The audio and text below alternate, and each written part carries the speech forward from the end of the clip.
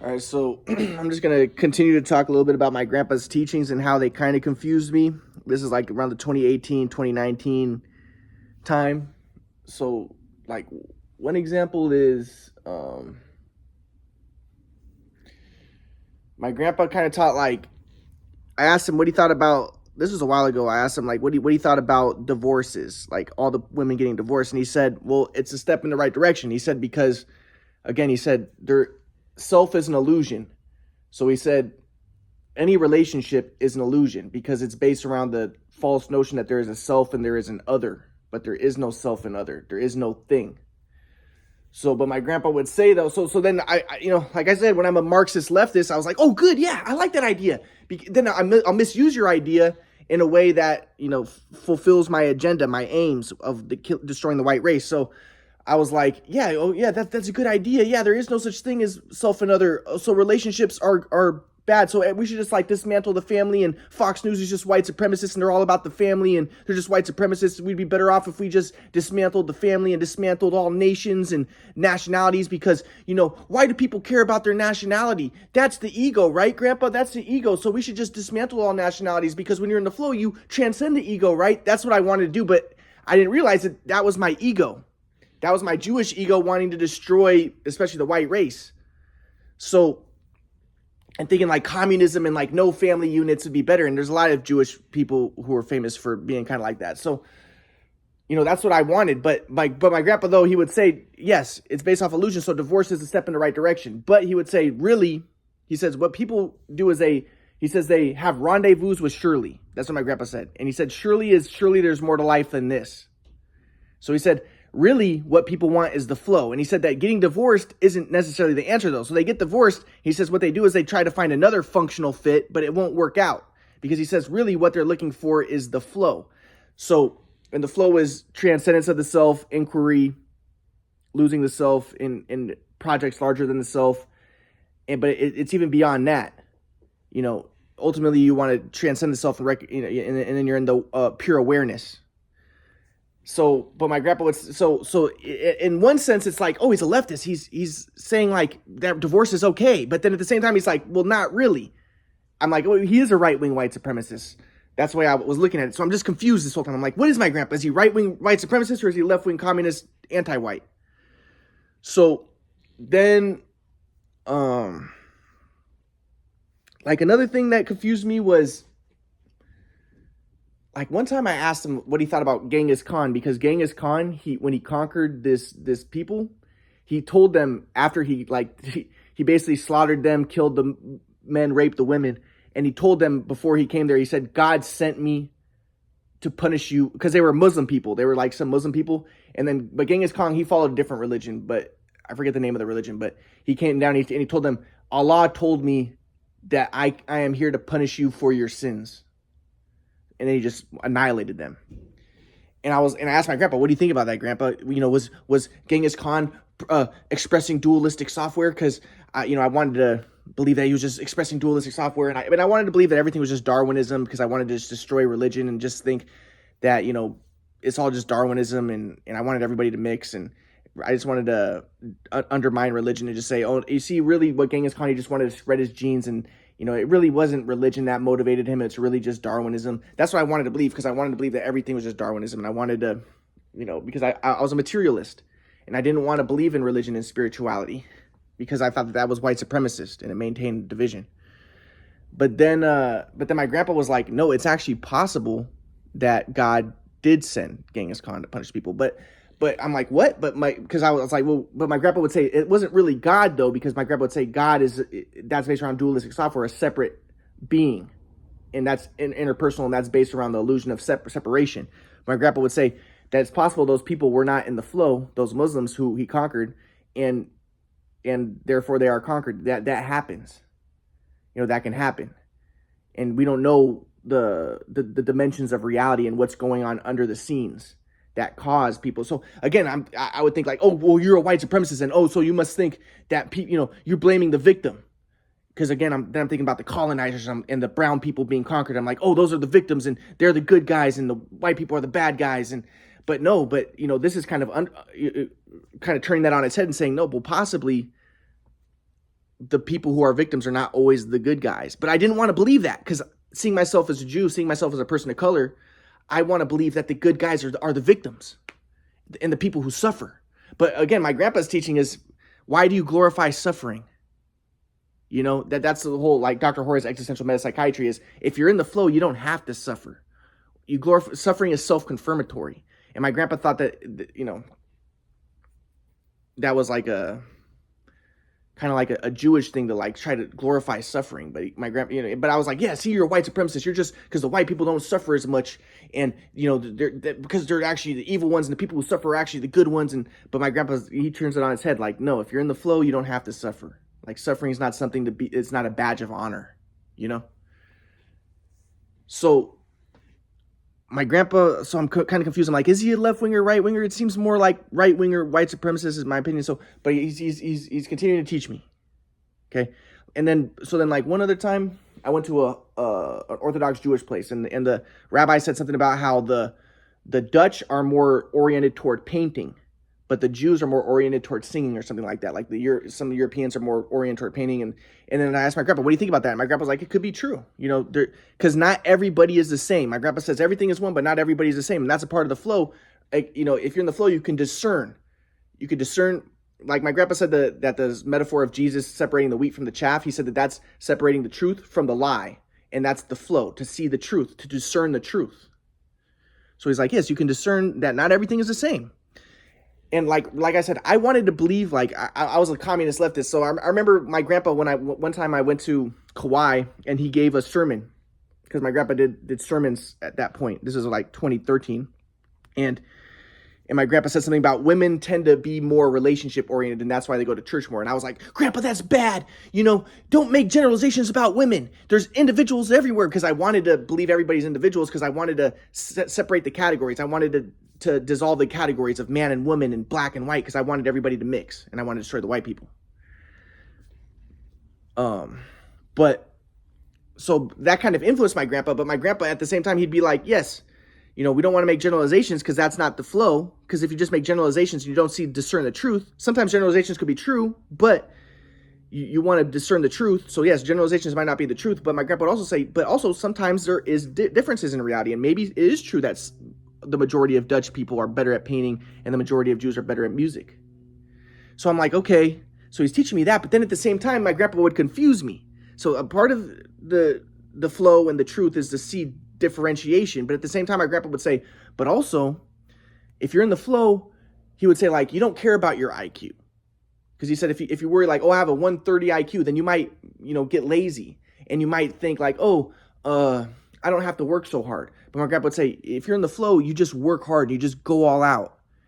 But again, I always thought he's just a white supremacist. So I'm like, yeah, work hard, go all out. This is a Protestant work ethic. This is a German ideology. Because my grandpa, I saw him as German. Like, it's just a German ideology. You just care so much about working hard, and because, you know, you're white and you're a white supremacist, and you know, that's why you're against handouts and welfare, and I, you know, and because, you know, the people of color tend to be associated more with being more lazy. Like even the Italians, like they say the Italians are more lazy and they get up late, and whereas the Germans, they get up early and they work hard, and they're very efficient, you know. So I was just like, yeah, you're just a white supremacist. But my grandpa's like, no. I didn't tell him these white supremacists. I kept it to myself mainly. But my grandpa would be like, yeah, if you're in the flow, you just work hard, you just go all out, and you don't care. Like, so my grandpa, like I said, my grandpa would be like, yeah, you don't care about, like, let's say, you know, you don't think about like I'm white or I'm black, because then you're focused on the ego identity, and then you might think, okay, I'm white, so I'm not going to work so hard at basketball, because since I'm white, then I'm not going to be that good. And that's dualistic software. But my grandpa would be like, if you're in the flow, you don't think about you're white. You just go all out. But at the same time, I was like, well, that's kind of bullshit, because I remember I played really good at basketball when I would imagine myself to be black, because I saw myself as Jewish, and I would imagine myself to be black, and that made me play better.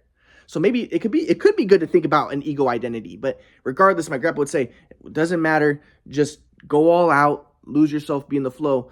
That's all that matters. But I'm like, I didn't really necessarily agree with that. Like, I think that there's truth that working hard is important, but then, you know, at the same time, it's like, in my mind, I'm like, maybe it is true that, you know, sometimes people just have natural talents, and they, and it's just their destiny to be like Michael Jordan was just destined to be an NBA player, even if he didn't. Yes, he worked super hard and he worked harder than everybody else, but maybe it was also combined with the talent. So to just say that working hard is the most important thing, it's not necessarily. But again, even my grandpa said this, though. He said, well, because I told him that, my grandpa was like, well, it's all, he said, there's always that question, destiny versus, I forget the other part, like destiny versus like what you create.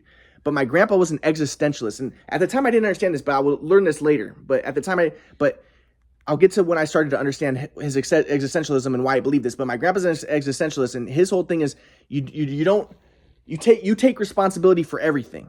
As an existentialist, you take responsibility for everything. So like Kierkegaard was an existentialist, and he was like, you don't just resign to say like, oh, God just destined everything.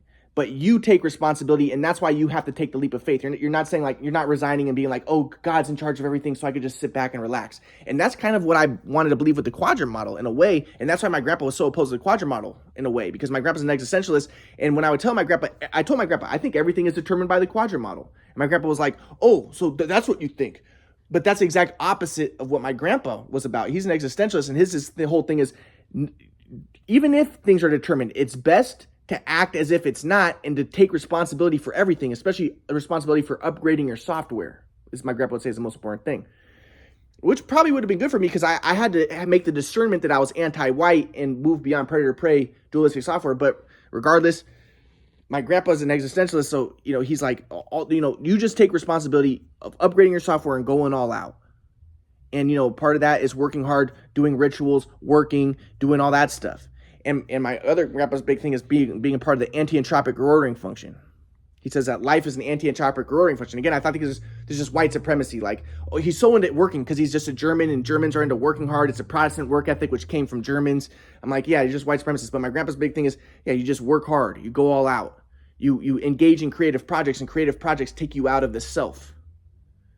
And that helps you to evolve and grow and expand your awareness and stuff, so that you can be more susceptible to the flow.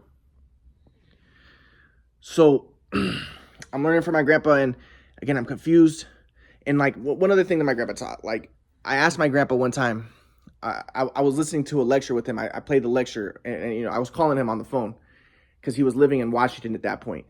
And I called him on the phone, and this is when I was playing basketball at Compton College. And I'll get to me playing basketball at Compton College, but I called him on the phone, and I was like, so Grandpa, we listened to this lecture. I played the lecture for him, and in the lecture, they're talking about this black group, or this African group, that the men in the group would give blowjobs to the boys, or no, the boys would give blowjobs to the men, and then they would eat the semen, and then the semen from the men would go into they believed would go into the boys' testicles and make them into men. And I was like, what do you think about that, Grandpa? Because, a lot of people would think that that's pedophilia and kind of gross and, all that stuff. But my grandpa was like, well, every group, every society has orders that they depend on. And my grandpa would say, yes, maybe some orders are more effective than others in producing the flow. But my grandpa would say, he said, in order to be in the flow, in order to be, he said, in order for you to be one with the higher order, which would be the flow, sometimes you have to obey orders. So my grandpa would say that, regardless of what the institution is, like the Spartans had institutions where they had the boys grow up at a young age, and they'd have to go out and they'd have to kill wolves, and most of the society was slaves, but this was their order they depended on, my grandpa would say. And regardless of, some orders are more effective than others. And my grandpa would say some of the orders, they get taken down and they get destroyed and new orders come. And if they're not, and if there isn't an evolution of orders, that's a part of the flow. It's expanding your orders or changing your orders in response to environment, time, place, so on and so forth. So, but regardless, certain orders serve certain functions for different times, and some orders are more effective than others. But regardless, the order of the system that you're in, by following orders within the system and working within the system, by obeying the orders of the system, that takes you out of yourself. It takes you out of what my grandpa would say, your impulses, your whims. And this is all self-confirmatory, and your relationships and stuff like that. And it can help you to take you outside of yourself and help you to get into the flow. And it could be, It won't necessarily always do that, but so my grandpa would even say, and this is kind of crazy, even the African boys who are giving the African men blowjobs and eating their semen in the belief that it would make my grandpa would say that just following these orders, it could produce the flow. And there also might be some sort of like, my grandpa would say that behind rituals, there tends to be like truths. So maybe there's some sort of higher truth. I don't know behind that one what it would be. My grandpa's dead now, but my grandpa would have a lot of good ideas about all this type of stuff. But, maybe there's I would think, I'm trying to think like what might be the metaphorical truth behind that.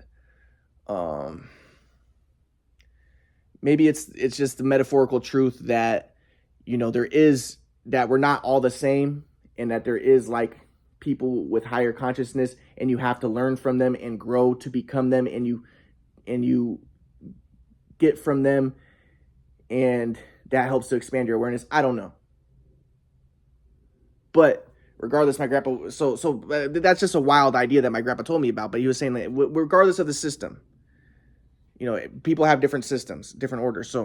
So these are the types of things my grandpas are teaching me. So, but again, that's kind of leftist, because it's like, oh, every culture has orders they depend on. So yeah, we should accept every culture. But at the same time, though, my grandpa would say, okay, this isn't pluralism, though. There is one flow.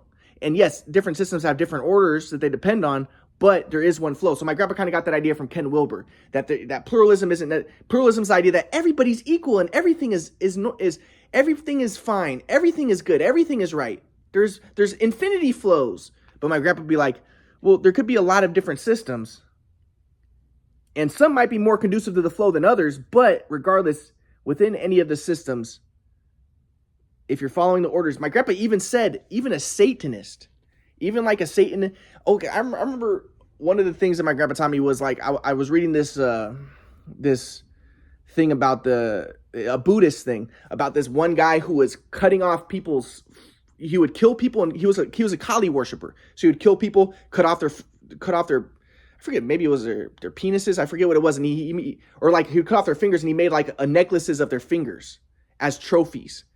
But then the Buddha came to him and he gave him enlightenment. And I was like, Grandpa, what does this mean? And my grandpa was like, well, what it could mean is that, this guy was following a ritual discipline, the Kali worship. He was a Shiva worshiper, destruction worshiper, but regardless, he was following a system. And even if it was satanic, literally, because it's Shukracharya worships Shiva, and this is about killing people, regardless, even like the people who do like ritualistic sex practices and stuff, these devil worshipers, right? He said, even they can get into the flow, and if he's like passionate about what he's doing, and he might have lost himself and he got into the flow, and that's Buddha giving him salvation, giving him nirvana, even though he was a Kali worshiper who would kill people as a sport. So again, like to me, that's like, okay, well then maybe you're kind of a leftist, Grandpa. And that's what I always wanted to believe. That's why I always wanted to overturn everything and be like, yeah, okay, the good is bad and the bad is good. The black people are the good ones. They're the more violent ones and stuff, but that can lead you to the flow just as equally as, actually even more better than the good white people who are being good. Because as my grandpa said, if you're in conformity, then sometimes it's even harder to get in the flow because you get social approbation and you can get stuck in that conformity and stuck in the self. Whereas someone who's doing crazy stuff like the guy killing people and cutting off their fingers, he's more likely to get himself in trouble, and he's more likely to make a U-turn and recognize the limitations of the self and transcend the self to beyond calculative thinking to the flow. So,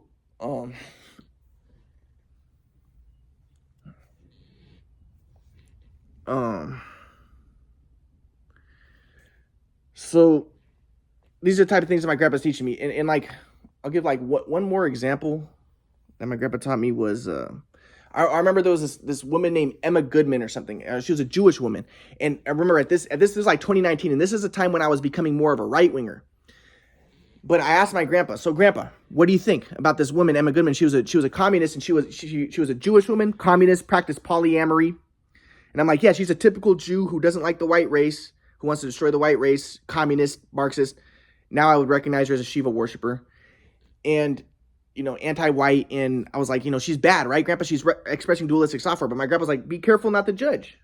Because, again, my grandpa would say, maybe she's also thinking outside the box. She's breaking out of conformity, and conformity is not necessarily the flow. So while I'm thinking my grandpa's a right winger, at the same time he's kind of shaking me up, and I'm like, whoa, wait. You seem kind of leftist in ways as well. And I think that that's a part of the reason why I became a leftist again, but I'll get to that. Became an anti-white leftist until I started to really understand my grandpa's teachings. And I started realizing, because still at the time when he's talking about the flow, I'm still thinking race mixing. He's talking about the flow and transcending the ego. I'm like, okay, well, race mix and give welfare. Isn't that part of the flow and transcending the ego? So I'll get to this more in the future lectures.